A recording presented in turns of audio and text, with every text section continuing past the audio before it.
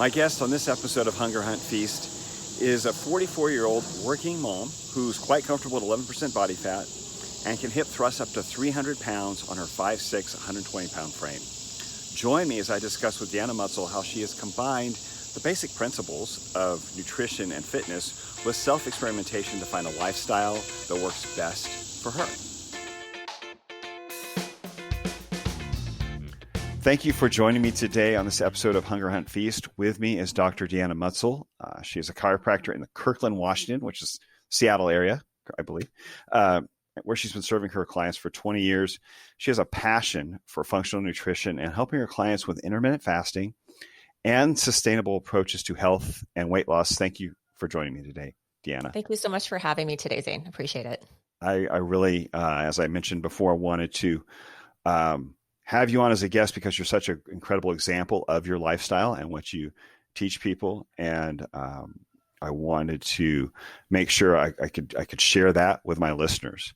So thank you. I just want to ask, how did this start for you? How did you, intermittent fasting seems to be kind of a supposedly new thing I've been working with for 10 years. I'm sure you have at least that. And low carb diet, of course, has been in the periphery and becoming more mainstream now. But how long have you been practicing this lifestyle with low carb and intermittent fasting and so forth? I have to say that I've been practicing probably my whole life and I didn't even realize it at the time. Going back to my history, I grew up in a village in Canada where we didn't have access 24/7 to grocery stores. We ate what was around us within I would say a 50-mile radius. It was a pretty short radius. So we were eating in season. I grew up eating a lot of local meat. We had gardens. My mom was a gardener, eating vegetables from our gardens. So I'm just blessed to say that I grew up in a pretty healthy environment and didn't really think about low carb, didn't think about, really anything. I just kind of did what my parents told me to do. Mm-hmm. And also the activity, I was just walking everywhere. Like my whole lifestyle was pretty active, thank goodness. So I tapped into actually kind of realizing, hey, there's something to this, like low carb, probably, a decade ago. Okay. But, even in college, when I went to college at University of Michigan, I was still practicing low carb only because it's what I craved. I've always been very intuitive with my hunger. I've had a great relationship with food. So naturally I would eat a lot of protein and a lot of veg in college when I was competing as a runner at the time in college. I was on a full scholarship at University of Michigan. So yeah, I ran for the Canadian cross country and track team. And then I was on a scholarship, University of Michigan. So I was always in just health in general. But yeah, it was always naturally low carb. Naturally, I had feeding windows that would be larger and smaller. So it kind of evolved from there. Okay. So you kind of did like a carb cycling type of, and larger to deal with your training program, I would assume, where you're. I did, but it was. Yeah, I did. It wasn't something I really thought about at the time. Sure. It's something that just kind of happened naturally as I was intuitive and just knew where I thrived. Mm-hmm. I would run my best when I was high on protein. I would eat carbohydrates in season. I would eat sweet potatoes, etc. But I just naturally thrived on vegetables and a lot of meat. Mm-hmm. A lot more meat than most people. And, a lot of, teammates. One of my teammates were like, "You're going to eat that whole steak?" Yeah, I'm going to eat that whole steak. Okay. I was always very lean in college and could always eat a lot. I just found that I could always eat a lot. And sometimes I would graze, there was just no rhyme or reason. I just sort of listened to my body. Gotcha. So you're intuitive. Yeah. Healthy metabolism really guided you. Yes. Yes. Okay. I did see that on your Instagram. You will pull down a 1 pound steak and then maybe do it later that day again at times.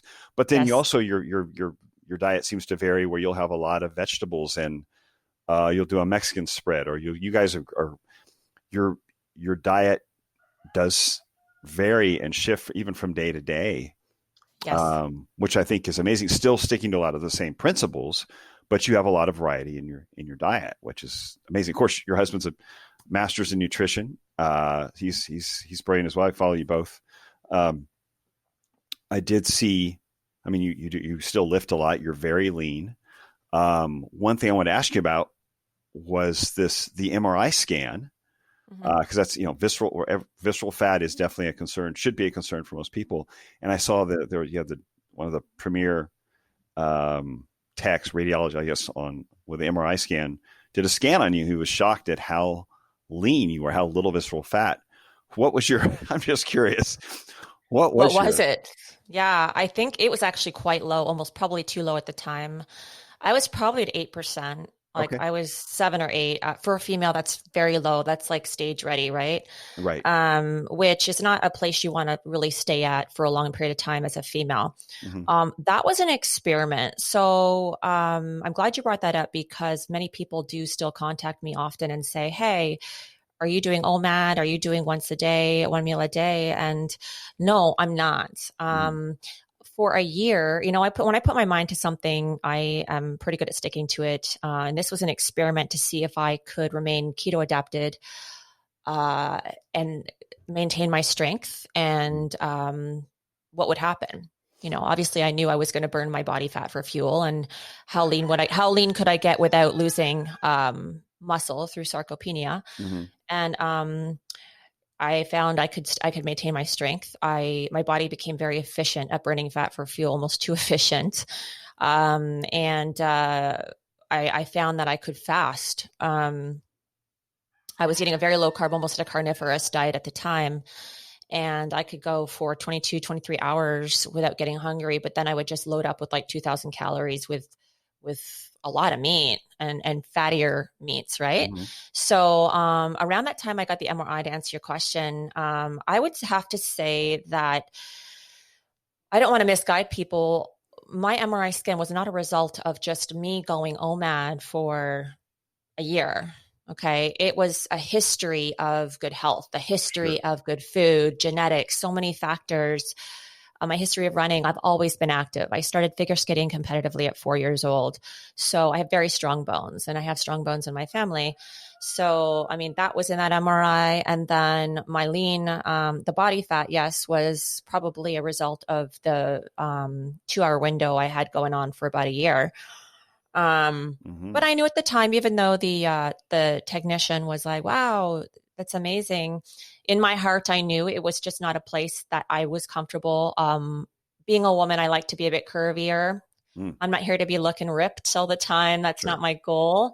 So aesthetically, even that was cool. And I wow, I did it. I could hop on stage, and it was all keto within a 2-hour window. I wasn't grazing all day on foods. I realized, it was time to increase my feeding window and to have more variety with veg, which I love, and at that time I did, because I was noticing some hormone changes when I was that lean. Sure. Like I had a little hair was starting to fall out. I'm very intuitive with that sort of thing. My cycle was off.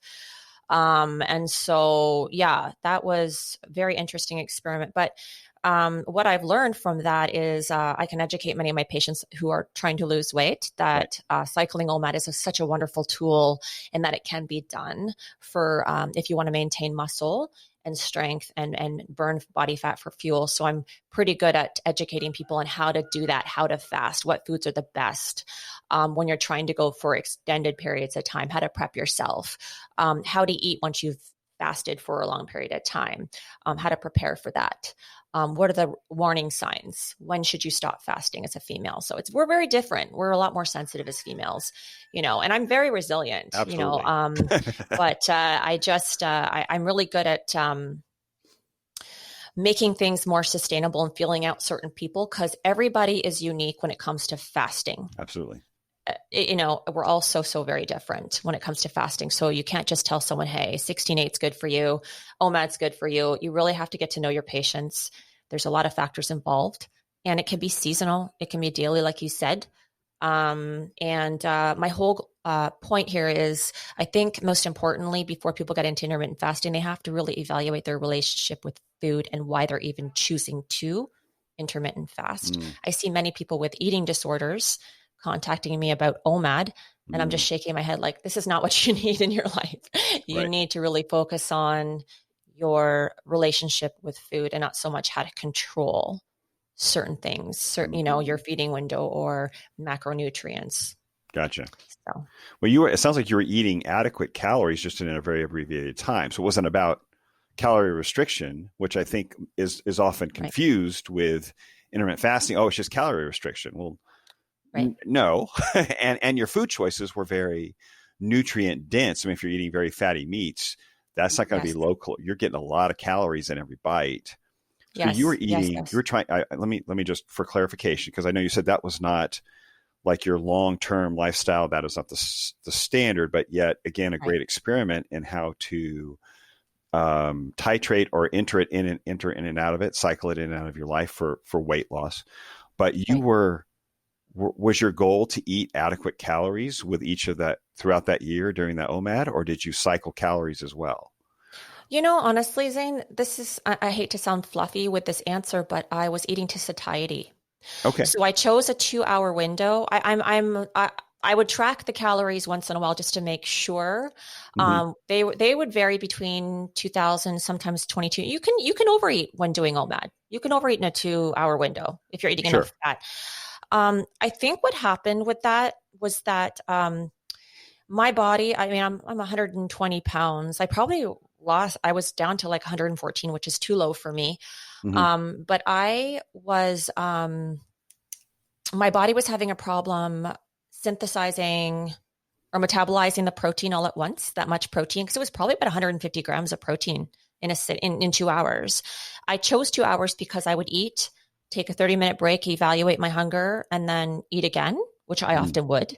Sometimes I would also have dessert. It wasn't just carnivore. It wasn't just meat. Sometimes I would often have like whey protein as dessert or pudding. Like I was eating quite a bit, and it was like Thanksgiving dinner every single night. So a couple Gotcha. things, issues with that is like some people really love that lifestyle because they can eat a lot at once. The Right. problem is when you move away from that lifestyle, you're so used to eating so Mm. much, right? Right. That you're almost going to overeat when you try to expand your feeding window to maybe 2 meals a day instead of 1 meal a day. So then Mm. people find that they're gaining weight or they're struggling with that. So again, I think it's really important to just like know these things and to cycle it once in a while. If you need to really just lose weight, or if it's a great way to stay lean, Mm-hmm. just to add in like maybe a 22 to 23 hour fast like once a week, for example, because Right. it puts you in a slight deficit. Although again, it doesn't mean you can't be you have to be cognizant of what you're eating throughout the week, you know. Right.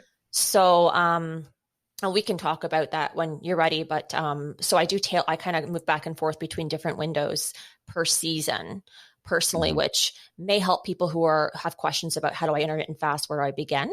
Right. And we can get into that whenever you're ready. Oh, So sure. No, I was just curious because I know it is different for everyone. I've tried carnivore for just a week, just 100% carnivore, and found and tried to, some days were one meal, some were two, and found it difficult to eat that much protein. And I'm quite a bit bigger than you. And it's something you definitely would ramp up or have to ramp up for, or let your digestive system adjust to. It'd be almost impossible for me to jump right into that all the time. Eating that much protein, like you mentioned, in one sitting would be difficult for me for yeah, start. And I'm over 200 pounds at this point, and it's so to see you at 120 and you're eating 150 grams of protein to satisfy your you were obviously you were working out, your mm-hmm. protein needs, get enough Yeah, energy because you're metabolizing some of that as well for glycogen right, energy. right. So that's significant. I mean, that was a commitment, Yeah. obviously. It was a commitment, but honestly, between you and I, it was never difficult. And that maybe I'm a little piggy, but I always throw down Mike under the table. I eat so much more than Mike. Like Oh, I, really? we'll make steaks, and I'm often eating half of his along with mine. It's just I think it's just how I grew up. I do a lot. I'm a lot more active though. So Mm, I'm up in the morning. I'm jogging in the morning because it's just what I love. It's mm, because it's easy for me and it's my morning routine, more for my brain.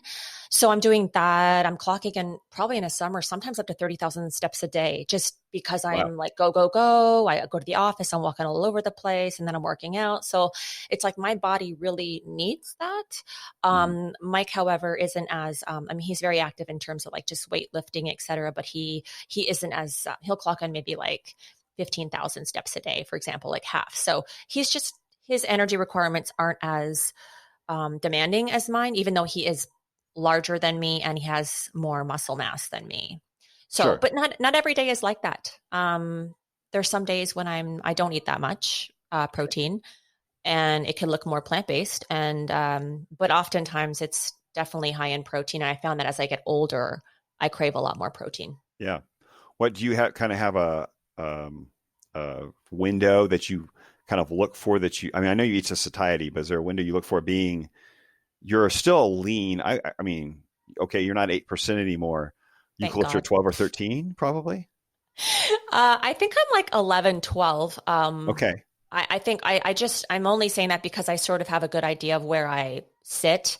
Yeah. When I get my cycle, generally I get it bam at 11%. So I know I'm at least 11%. Yeah. I go by also my vascularity in my arms. So when I get vascular in my arms, and generally just how close fit, I can pretty much tell where I'm at, but I do get DEXAs like twice a year. So I have a really good idea of where my sweet spot is. And, I don't mind being a little bit, curvier, obviously, than 11%, but I feel really good around 11%. And I've always done very well at a lower body fat percentage. I think just because of my genetics and my history with sports, Sure. my body I can have my menstrual cycle at 11%. Many women need to be at 15% to get their menstrual cycle. So, yeah, I'd have to say I could be 10. I'm not sure. I'm probably due for a DEXA scan. Well, that's a great ballpark. Either way, I mean, it's very healthy. Yeah. I mean, obviously with the MRI, whether you're 8, 10, 12, what was low was the visceral fat, which is what's so important for long-term health, insulin sensitivity, great organ function, balanced hormones. It's that visceral fat is almost non-existent, I would imagine, on you. And what little you have is subcutaneous and gives you the curves that you want, if you want them, but, and is available for energy, but your health level it's a combination of the higher protein. You're very aware of, you eat to satiety. You have a variety of food, but you're constantly active with the intermittent fasting. I mean, you just can't beat that combination for healthy visceral fat, healthy metabolism. And that fact that you've been doing it for your whole life and you're just so fine tuned, your body's been trained to kind of, I would imagine, feel it. Know where your sweet spot is, as you put it. Yeah. And how tall are you? I'm just curious. You're at 120. I'm 5'6.5" after an adjustment. Okay. Gotcha. So yeah, and again, when I talk about what does fasting mean to me, it doesn't mean that I'm not having any calories during that fasting window. Okay. I believe, I'm making this up. I'm a flexible faster. Okay. Just like I'm a flexible OMADer. So even on days that I choose to maybe cycle a nomad if I'm traveling or I'm not active, I am having some MCT often in my coffee in the morning. Sometimes I'll have some Keto Brick. I love that company. I'll have some of that, like something, but I'm very selective with what I'm eating. So it's like, okay, I'm going to have something fatty. I'm not having like this huge meal. It's just something to kind of keep me, it feels good. Like I'm not here to, like, life is too short. I'm a foodie. I love food. I'm not here to restrict myself. I'm here to make it sustainable. Right. So, but I know myself very well. And this is like many of my patients who come in and they're like, well, how do I control this without something sustainable for my lifestyle? I'm like, well, okay. Evaluate your life. When do you like to like graze or pick at food? What's your like worst time of the day where you just want to like pick or snack? And they'll say, typically it's nighttime for most people. Yeah. So what I suggest, and I know myself very well, I do too. I like to eat like a little bit later. It's social. Sometimes I'll like snack at night. So I try to push my window to about like a 2 o'clock where I actually have most of my calories between 2 and 8. I just say 8 because often I'll have I'm not saying I have a lot of food at 8 o'clock PM because it's not good to have a lot of food before bedtime, but I'll have a piece of chicken, or like I'll snack on some like low glycemic dessert. Like they're real food choices. I'm not opening Sure. up a bag of chips, right? Right. So that being said, I know myself well enough to know that if I push my window to about 2 or 3, sometimes it's 1, that I can control. Like I have a good idea of what I'm putting in my mouth, right? Sure. And it doesn't get out of control. So I'll have like 2 meals that day. However, that morning I'll still have like MCT, maybe a little keto brick, maybe nothing, maybe just So basically a some little brain almond food, creamer in my coffee. some keto Yeah, food, just basically. just something to like make me happy, right? Because I mean, fasting, let's be real, sucks, especially if you're a foodie. Yeah, but you're not taking in sugar. You're taking in something that's not going to elevate insulin or blood sugar. It's a fatty source. Yeah. So it's very methodically planned out. It's like, okay, I'm going to have something that's going to keep my insulin stable. I journal it too. So I journal every single day what I eat. Not to be weird, but it just keeps me very aware of what I'm putting in my body. And if I'm not feeling good one day, or if I feel like I'm hungry or like getting hunger pains early the next day, I can look back and say, okay, well, this week was kind of interesting. I had this and this, or I was stressed out. Like I write about like emotion, just all sorts of different things in my journal. It keeps me very aware. And I suggest that people do that to keep, so that they don't just eat to fill that dopamine. Sure. Right. And it sounds like one of the things you mentioned, just flashing back when you mentioned when you were very lean, you noticed your hair falling out. So you were probably tracking your thyroid as well, I'm guessing. And so would you say your thyroid hormone worked better in that 11 to 12% range, or 10 to 11, whereas 7 to 8, it seems to be pushing that envelope, and that might be. Okay, definitely. Okay. Definitely. And I like hair on my head. Right. When I was losing that, right. It just wasn't worth it. I'm like, okay, this is not worth, like, I'm not here to be on stage. This is just for health. But I was noticing that it had never happened before, and it made me a little bit nervous. So I immediately switched it and began just opening up my window and, listening to my body and not fasting. Like I was just like, I committed to myself to just be intuitive and to get my body back on track. Sure. And it was interesting because I almost felt like I got a little bit bloated, like from going from that 2 hour to back to a transition of a longer feeding window. And my body definitely was like, whoa, like, what's this? And I just trusted the process. And over time, normality happened again. Yeah. But yeah, you have to be aware that when you make a change in your diet, just like your lifestyle, things, you have to be okay with a little bit of, your body's going to freak out a bit, whether it's like bowel movements, hormones, whatever, but you just have to kind of trust the process and journal and do what's best for you. Yeah, absolutely. You got to feel for it. Well, again, with a healthy metabolism, then it's just deciding what's working, and you're more sensitive. You're not, it sounds like you've dialed it in, and that's amazing. You're able to help your clients the same way with that kind of experience, when you can take yourself to that point personally and can be able to recognize those hurdles or those changes, speak from experience. And you do obviously, as you mentioned, lift quite frequently. I actually saw one of your posts. You were doing a hip thrust with 305, which is pretty impressive. What's that? It's not a typical day for me. No, you don't have the heavy days every day, but it's not a typical day. But at your body weight and your size, to push up 300 pounds from any leverage point is impressive. So, and you're obviously not a bulky, thick at 5'6", 120. So let's address this little misconception about lifting heavy, lifting often. Yes. I mean, so many women are worried about this. They don't want to be either seen as manly or look bulky. What's your experience with, I mean, you are a runner, so obviously at one point you were very focused on cardio, distance. Lifting heavy may not have been as frequent back then because you're trying to be as light and as quick, as possible. And that just probably wasn't the focus in college with female track distance athletes. But obviously that shifted a bit in this point in your life, especially as you've So let's look at it both as a woman and then as a woman who's getting older. You're past 40, you're a mother. How has lifting affected you? And is there a concern with getting thick or bulky? Let me just tell you my experience. And I get so many women and they still struggle with this, most women than not. Mm-hmm. So when we see women who are, quote, bulky, they have to work extremely hard to get to that point. And they're trying to get bulky and they probably have the genetics, they're larger boned,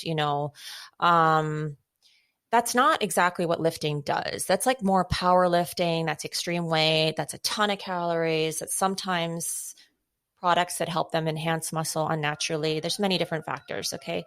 So when I was running back in college, I mean, they did have us on a weight training program, but again, I was in my 20s and you have a lot of growth hormone at that time. So you can get away with a lot of cardio and not feel like you're experiencing a lot of sarcopenia as long as you're eating enough. Right. So I would lift back in the day, like 3 days a week. Our coach had us doing that, but then it was like 70 miles of running. A lot of injuries. Okay. Wow. So I'm sure if I would have lifted more in the past and had a lot more protein in the past, in my 20s, I would have been running still today. I quit because of injuries. And that's when I went to chiropractic school. Short of long story. So nowadays, what I had noticed is I had transitioned from cardio queen to prioritizing lifting 6 days a week. As I get older, I've added even another day. I'm not saying that I lift extremely heavy every single day. It's just the consistency of hitting those muscle groups twice a week. Gotcha. Lower body sometimes 3 times a week. Not heavy, not every single time heavy, but perhaps maybe one of those days is going to be you're maxing out about 6 to 8 reps. And then the second day of the week is going to be more like 15 around that average. And then maybe the third activation day is going to be like more body weight exercises, right? So the main goal is to really hit those muscle groups because as we get older, the growth hormone is depleting. Right. So what women don't realize is that what you did in your 20s isn't going to work in your late 30s or 40s. Some women are experiencing it even earlier because they're metabolically not healthy like we were back in the day because of the environmental factors, right? Right. So, get another point or getting your kids in sports is huge because when you're in sports, when you're young, that's all a great ground for building muscle. Okay. Sure. And muscle is the key to fat burning 24/7. So what I have found is that the more consistent I am with lifting weights 6 days a week for an hour.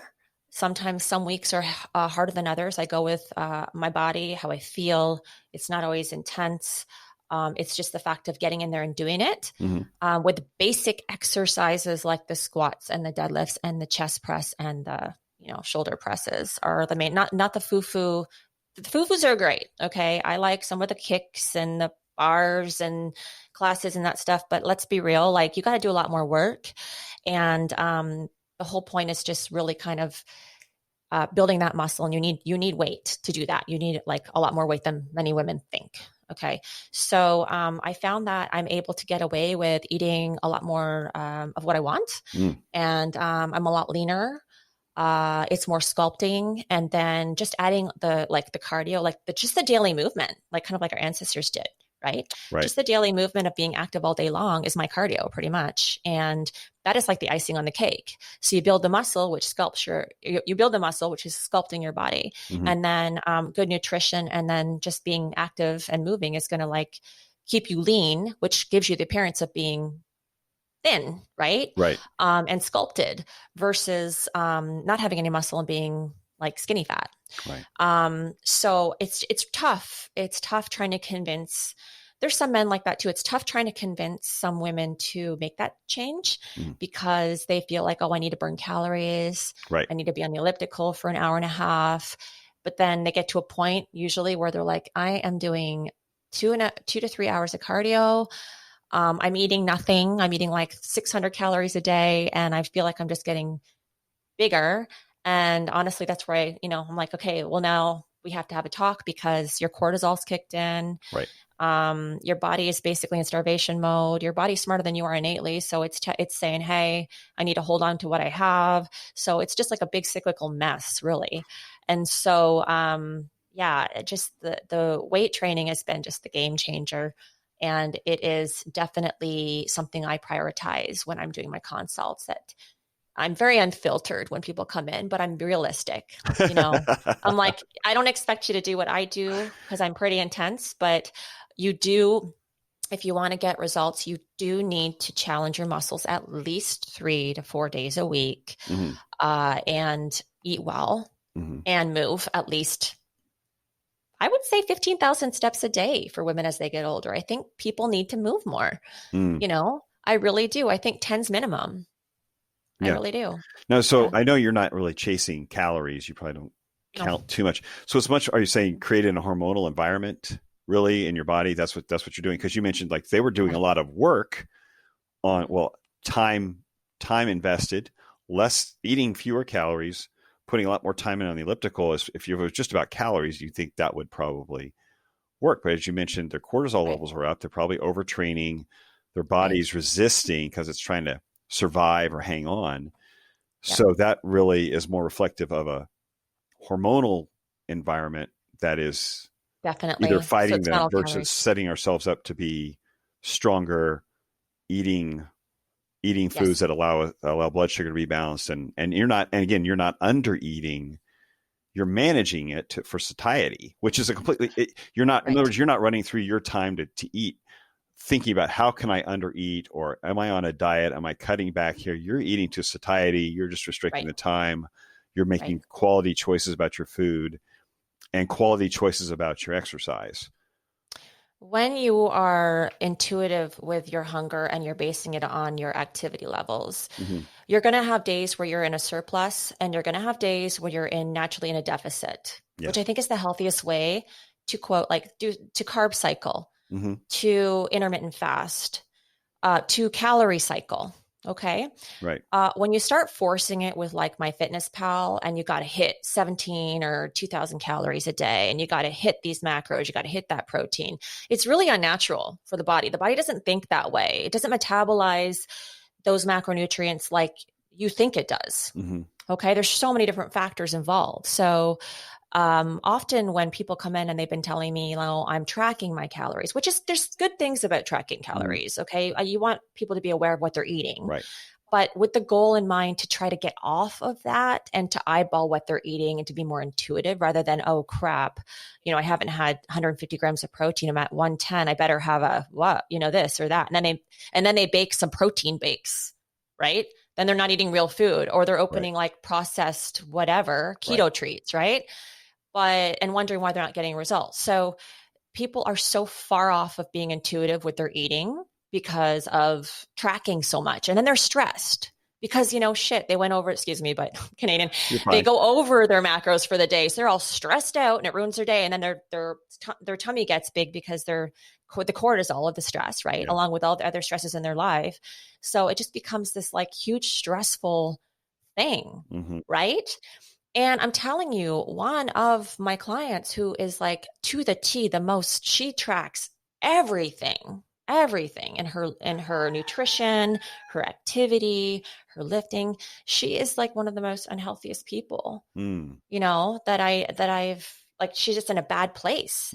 And so I often try to say, hey, like try to just let go a little bit. Let go of that. Don't track your calories. Just eat real food. Get rid of that stuff, the baked stuff you're making, all that meal prep baked crap you're making. Just like eat real food. And, so whole food, like single ingredient food, that kind of thing. And just, the more nutrient dense, the better, right? Your body is going to feel more satiated when you're eating more nutrient dense food, honestly. So, but it's got to be budget friendly, obviously. Right. So, yeah, it's just people make it harder than it has to be.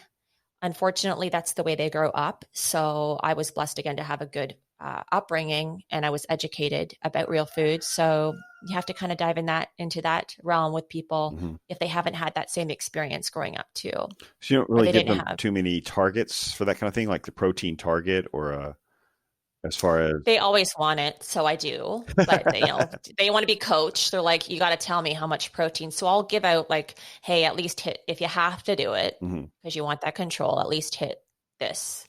And then maybe bring this back down. And then, but I focus more on sustainable approaches to control their emotional eating. That's a big one. Sure. Patients come in to see me is the emotional aspect of it.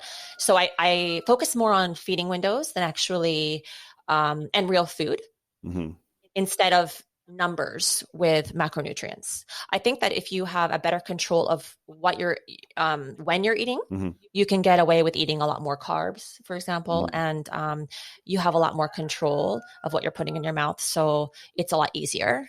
Right. But fasting is difficult for some people. So you got to kind of start slow.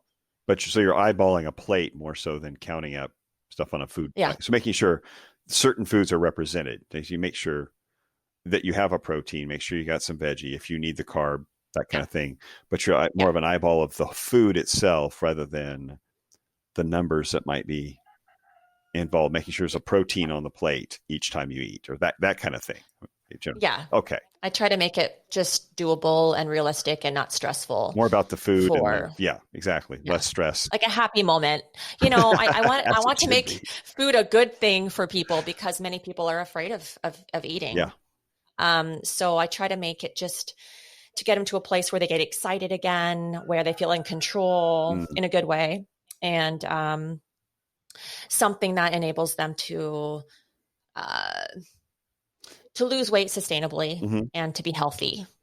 Gotcha. Right. Well, and I know you guys have butchered a pig I've seen on your Instagram and you have your own chickens, lots of eggs. So is a saturated fat and cholesterol. I mean, you and I were on the same page, but I mean, just as far as what you're helping your clients with, is that something you run into issues with? You have to explain where, the old paradigm of the food pyramid where we're avoiding saturated fat, eating more grains. Is that still a difficult hurdle for many people to kind of get? Okay. Sometimes. Yeah. Honestly, the majority of my clients are, I think, between like 30 and 60. And thankfully they're very open-minded. I guess they just trust me for some reason. So if I say, hey, don't be too worried about this. They are like, okay, and give it a try. I've had a few that are reluctant, but, again, it's not like I'm telling them to have, a fatty steak every single night. Like I add a lot of variety. I'm like, hey, just eat in season. So they'll never have too much of anything, everything in moderation, right? I mean, you can overdo anything. I think, honestly, in my opinion, if with carnivore, I don't know, it might make people feel good, but is it good to have that much meat every single day all year long? I don't know. It's definitely not good for the budget. So, for real, it's ridiculous. So, that being said, I just tell my patients to cycle different meats, cycle some fattier meats with some lean meats. If someone's trying to fast for a longer period of time, I suggest that they have something fattier to increase the fat naturally, like maybe getting keeping the fat on the ribeye or eating lamb instead of like chicken. That will create more satiety, and the body typically has an easier time fasting for longer periods of time without getting hunger pains. So, I mean, there's ways you can tweak the macronutrients for that reason, but it's just okay, great, awesome. So and now do you help some women with certain or people in general with certain, I guess you might say, lifestyle created issues, like say PCOS, or is that something that comes up where you have an insulin driven? I mean, some people even find they get psoriasis and eczema and through their which I guess you and I might draw a conclusion to a diet or a lifestyle rather than it's something you need to get treated with a med. Do you have some experience with your patients kind of finding those kind of things clearing up with an improved diet? Oh, absolutely. Yeah. And again, it's usually a lot more than just diet. It's a whole lifestyle that I have to sort of tap into. So, I basically tell them, hey, the more detail you can give me, the better with what's going on, your history. I always take a thorough history on everybody because it tells me a lot of why they're dealing with what they're dealing with. But if I tackle nutrition alone, give them some control, tackle ways that they can reduce the stress or manage stress. We all have stress, but just managing stress so that it's not causing a lot of, hormonal changes and cortisol elevation. That generally does really help. And then chiropractic, I mean, I'm going to have to bring that up because just taking the stress out of the body along with that has really been a game changer for me. So, again, just educating them what they can do outside of the office to help themselves, and then to self-love is huge. Self-love, massage, chiropractic, meditation, like all those different things can really help to just kind of balance the body. I think when the body is balanced all around, physically, emotionally, I think that people are going to realize that they'll be happier, and with happiness comes a lot more fat burning, honestly. Sometimes it's not always the more the better. It's not always more exercise the better, more protein the better. Sometimes it's just trying to figure out balance, and that can change seasonally and every decade with age. It's not easy. Yeah. No, it definitely is a different paradigm as you get over 40. I found, especially, it's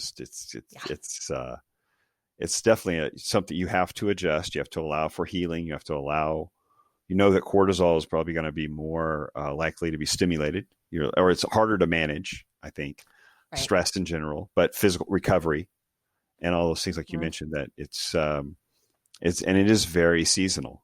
It's very, there's some seasons you can just handle better than others. And that's interesting. You mentioned, the massage and the self-care and the chiropractic for pain relief, for, inflammation, which I think all of that can be dealt with everything you mentioned, from diet and as well as the self-care. That's inflammation is a big part of where some of those problems would come from. Absolutely. Internal. Oh, absolutely. The hormonal balance. And that's amazing. So you really have a holistic approach. You have a holistic. Definitely. I try my best. You made a good point with the inflammation. Like, it doesn't matter what you're eating. If you're super stressed out, or your body's super stressed out, that your body's not going to recognize, it won't be able to metabolize good nutrition anyway. So you have to really, attack the body as a whole, and aim for balance innately, and then the body will thrive. I really believe that. So you can be hitting all the marks with the food and the exercise, but if you're stressed out or not getting enough sleep, or in there's some issue of a constant pain that is creating stress and the cortisol inflammation, pain cycle, I guess. Then you're going to be throwing off all of that good work and good discipline hormonally, and they may not recognize it or realize what they're doing wrong. And as you mentioned, if they're stressed out over food is no longer enjoyable. Eating has become such a chore that's no longer enjoyable. Even that stress could affect the benefit of what they're actually what their discipline is taking them to, I guess. I completely agree. And even it brings me to people who are trying to do what everyone else is doing, especially on social media. Oh, Mike Mutzel is doing cold plunges every day, so this is good for fat burning. So I'm just bringing that up because I can. Yes. So we have to be realistic with what stresses us out. For example, like, I hate cold plunging. It stresses me out. Just like HIIT training stresses me out. Gotcha. So I don't do it. And because it honestly causes me cortisol, and my body thrives on no HIIT training, and I am perfectly fine and at my happiest and my leanest when I'm not doing HIIT training nor cold plunging. So we can't think about, hey, oh shoot, I'm horrible because I'm not doing the cold plunge. I'm not doing the HIIT training. I should be doing this. I should be doing that. I honestly think you just got to figure out your own groove and stick with it, and, because I've tried, we all kind of compare ourselves to others, and what may work for Sally may not work for you. Mike can thrive on cold plunging. He does great with cold plunging. I do better with just being consistent with my daily routines and journaling and sauna therapy and heat and massage and more like the fluffy wuffy stuff. It makes me feel good. So the red light therapy, I think you had. The red light therapy every single day. Like, I am a creature of habit. And I can cold plunge. It's not like I can't do it, but I don't feel good after doing it. I just makes me Gotcha. like hungry all day. It makes me cold. It just, it could be because I'm around 11% body fat. I don't know. I just don't like it. Yeah. So I want people to realize like, hey, we can suggest to do things that may help you get healthier. But if you try something and you're not a fan, just don't try to force it too much. Just find something that does work for you. And that's in like fitness, that's in weight training. If you don't feel good lifting heavy weights, it's okay. Just do something to activate your muscles. You got to watch your ligaments as you get older. You got to watch, there's many different factors involved with how we move as well. Right. Absolutely.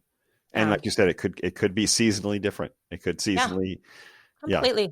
Right. Completely. I'm a lot different in the summer than I am with my workouts in the winter. I'm a lot more active, a lot more movement. Sure. I lift a lot heavier in the winter just because I'm not as active, just many different reasons. Mm-hmm. So, but I think it's good. I think it's good to have change. It's better to not be lifting as heavy all year round because maybe it's better on your joints. Right. Right. And as you mentioned, we're all slightly different. There's some general principles we can follow. Yeah. Things to include in our life, but we all are somewhat genetically different. Our backgrounds are a little different, and we can find that groove that we're going to enjoy more and be more consistent with. Is probably exactly. Yeah. Happiness is the key. That's awesome. That's awesome. Well, I appreciate your time. I want to know how can people find more of you or see more of you? Well, yeah, really. I'm only on one platform, which I haven't been really consistent with, but that'll change. Dr. Deanna Mutzel, kind of a fun, on Instagram. So to be clear, your last name is Mutzel, M-U-T-Z-E-L. It's Mutzel. Yeah. But on Instagram, it's Deanna Muscle, as in what you flex. My husband thought it was cool, so I'm like, let's roll with it. So it's that's where they can find me, and then the link to my website, etc. If they have any questions or want to contact me personally, is also on Instagram as well. So okay, oh, great, thank you. Are you doing any of that? I know all of our big conferences have kind of like been put on pause with everything going on. Did you ever frequent some of the like FitCon and KetoCon and all those conferences? I attend them all, and I'm typically helping my husband with the myoscience booth. Oh, right. In terms of speaking, I haven't yet. I was supposed to speak at FitCon, but then COVID hit, right? So, right. But I try to attend all those. And if any of you, your followers, want to meet me in person, have questions, please feel free. I'm totally laid back. I'll give you a hug when we can do that. And I would love to meet you in person. I'm very friendly. Awesome. Yes, you are. Definitely. Well, thank you again. I appreciate your time. And I will link to those in the show notes so people can find your website, your Instagram in the show notes for as this podcast is released. But again, thank you so much for sharing your lifestyle with us, because again, as I said, you're a great example of it. And I think everyone should be at least checking out your Instagram so they can see what I'm talking about, because you post all of this there. You share well. I mean, you share how you raise your food, what you're fixing, which is often beautiful. Your meals are beautiful. I've seen them and just been in awe. And then sometimes they're very, very simple. And so and your lifting is there too. So it's really, you've got the whole spectrum of your lifestyle well displayed on Instagram. And it's quite I think quite a, not just an example, but someone could really learn from that, can learn from the variety. As you mentioned, every day is different. And many times with your food and your lifting, and it's displayed there very well. It's like, there's no, you couldn't, I guess what I'm trying to say in a roundabout way is you can't look at your Instagram and put you in a box. You can't say, she just does this. This is the one thing she does all the time. Other than you're consistent in a healthy lifestyle, but there is no nothing looks like you repeat daily for weeks on end. It's a tremendous variety of a true lifestyle, I guess is what I should say. So you're not a one trick pony. You got a full lifestyle there. So I try my best, and sometimes I'm not as consistent either, like every third day, because honestly, I'm trying to be present.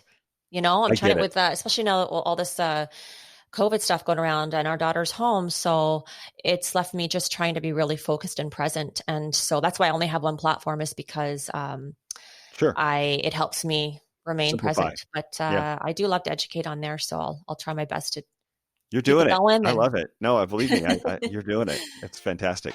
Well, thanks again. I sure. hope to have you back at some point. Hope you'll come back. But I'm looking forward to sharing this with all my listeners. Great. Thanks again. Thanks for having me. Appreciate it.